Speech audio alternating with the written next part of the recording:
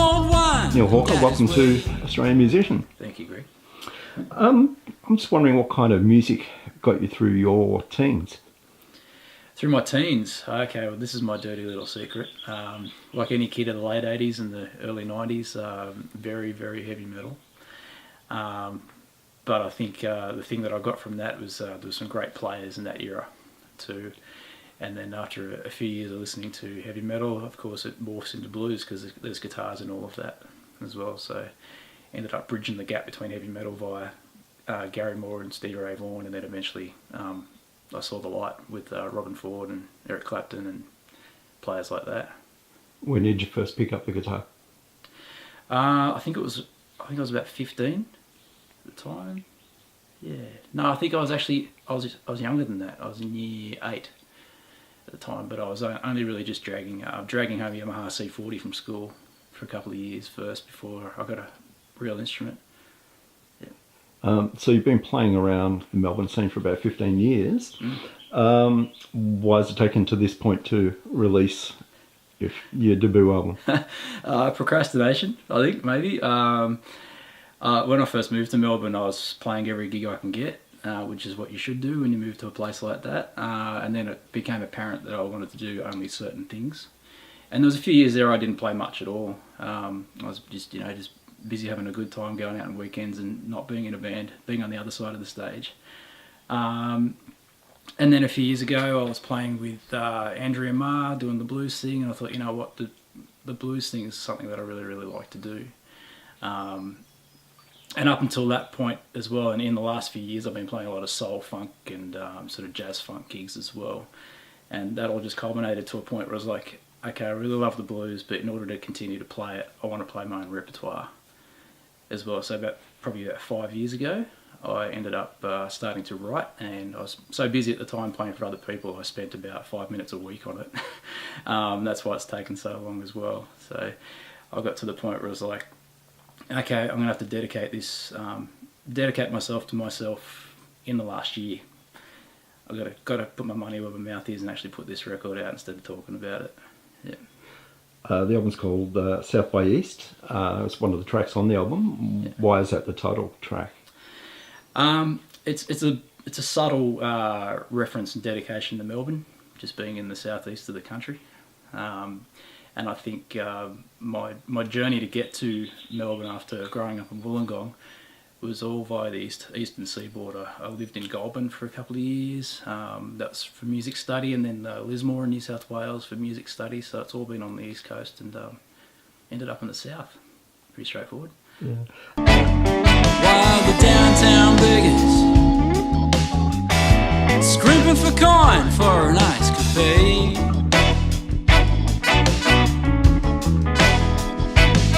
and it's raining down in Bleak City, no one cares in the least. I'm coming home South by East. South by East. The album is a kind of blues that you don't really hear a lot of in Australia. A lot of horns. Why did you go down that road? It's probably related to the same reason why I decided to play my own blues project instead of playing for other people doing it as well, because I wasn't really scratching the itch. Playing for other people, I loved it, but the repertoire for a start. I really love Albert Collins' bands of the late 80s and early 90s where he had horns. The White Trash horn section. B.B. King's bands had great horns. Just any horn-driven blues band I really loved as well, because the guitar wasn't really the boss of it. But when the guitar came in, it was appreciated as well. So I really dig that kind of thing. And I had a bit of a jazz background. I've done Hammond combo stuff before too, where the Hammond is actually the boss of the band as far as harmony is concerned. And so after a while I started to pick up a few things about writing chord changes and arranging. I thought, well, I want to bring that to the blues as well. You've got Mitch Cairns producing. How did that come about? I worked at Allen's Music on Burke Street in Melbourne years ago. I was there for about 6.5 years, including a bit of a stint in the office doing marketing as well. But when I worked at the shop, that was where I first met Mitch. I think I sold him strings or something like that, and he had a gig around the corner that night playing some R&B gig, and turned out we're both from New South Wales. We liked the same music and sort of got on, but I didn't see him for years after that. So when I decided to do this, I thought, well, if he remembers who I am, I'll get back in touch and see if he's interested in doing the gig. And he was, and from listening to the work that he did with Russell Morris and sort of the more blues orientated stuff, it seemed like the right production style as well. So yeah. There's some great horn sounds on the album. Who did the arrangements? Me. I wrote all the parts, arranged it, harmonised it, all that kind of stuff. The only thing that I had a weakness with is I'm very old school with charting. I use a pencil and a paper, and to get it into Sibelius might have taken another 5 years. So I gave Jeremy Diffie a call, who's a great arranger. He actually makes makes a bit of a living out of doing arrangements online for filmmakers and stuff in the States. So he had it done in a couple of days, which was really good, so people can actually read my handwriting. So yeah, but all the horns. I took my ideas from the Albert Collins style band or the BB King stuff. I actually there's an Albert Collins album called Icebreakers Live in 91, 92, which I really love, and it's a bit of a yardstick record for me. And there's a slow blues on there, and there's a sax solo done by a guy called John Smith, and it's one of the best blues sax solos I've ever heard. And I stalked him and I found him on the internet, and I sent him an email saying, look, I'm a beginner with this horn arranging stuff. Is there any tips you can give me? If you've got any, maybe some PDFs of the charts you used to use with Albert Collins? And he returned my email, and he said, "Oh man, we just memorised all that stuff, you know." So I think that was more of a case of those guys not so much arranging and then reading the music, but maybe spending 4 or 5 nights a week playing those songs for years and years and years. So I realised I was on the right track when when he told me that. Yeah. While there's a big blues element to the album, there's also a jazz or jazz rock element as well. Yeah. I can hear a bit of Steely Dan Yep. in there. Where does that come from? Who are the guitar influences? Well, all the guitar players who play for Steely Dan, of course, I love them. And Larry Carlton's a big hero of mine. John Harrington, who's the current guy, and whoever else has played with Steely Dan. But for arrangement and harmony and stuff like that, definitely Steely Dan. But also Robin Ford, not just as a guitar player, but the way he writes as well. Kev Moe as well.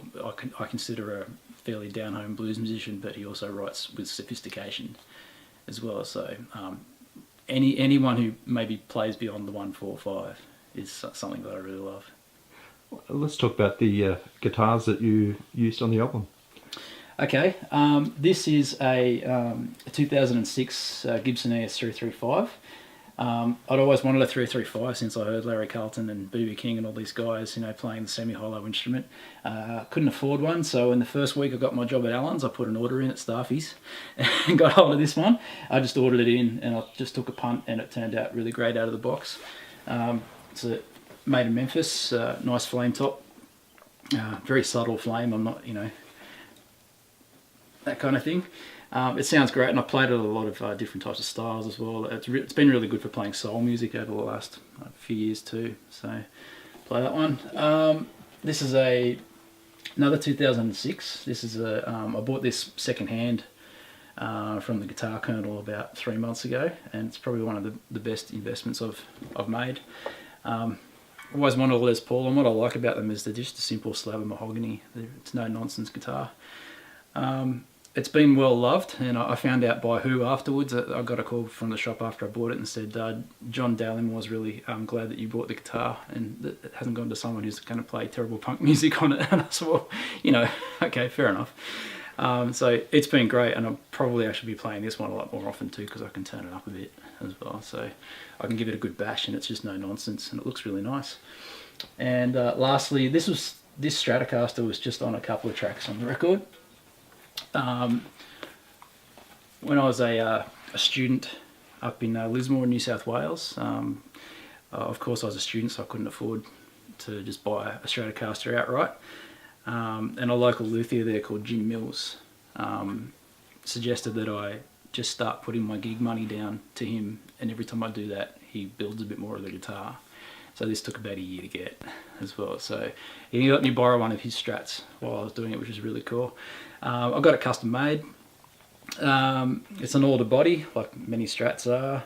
I originally had it with some prototype Chris Kidman pickups in there too, which were awesome, and they're a little bit quieter than these, but after a while I just wanted it to sound like a regular Strat. So these are Fat 50s, like the standards I've had, the Fender standards for the last few years. I got the lovely bird's eye maple there, Brazilian rosewood fingerboard, and a push-pull, which is really cool. So when I put it into neck position, it activates the bridge as well, so you get the middle Telecaster sound out of it as well. So that's from Jim Mills, but I think he sticks to mostly making acoustics these days, so I got in at a lucky time while he's making those. Yeah. And what about the amplifiers that you play through for the album? Yeah, I did the whole album on a Super Saturn Reverb, just a non-master volume amp, had it pretty cranked in the room, and just used the volume on the 335 to clean it up a little bit, or added a tube screamer for the big moments as well. I considered using some of the collection that Mitch had in the studio, but we were having so much fun with this Supro we didn't want to touch anything, so did the whole album on that. Yeah. Did you have much in your pedal board in the studio? I had a MXR slapback, just I can't remember, a carbon copy delay, that's what you call it, and I just had it set on the slapback setting, like the Robin Ford rhythm sound, and I think it was an MXR GTOD as well, or as a tube screamer, I can't remember, it was 2 pedals, that's pretty much it, yeah. So with the album out, what's the plan for the rest of the year and into 2018? So I've got the album launch on November 9th at the Spotted Mallard in Brunswick, and I've got the full 10-piece band playing for that, and I'm supported by the Nathan Beretta band. He is the guitar player from Blue Eyes Cry. So, and I've got Isiula Hingano on backing vocals from Blue Eyes Cry in my band, so I'm kind of stealing them for the night as well.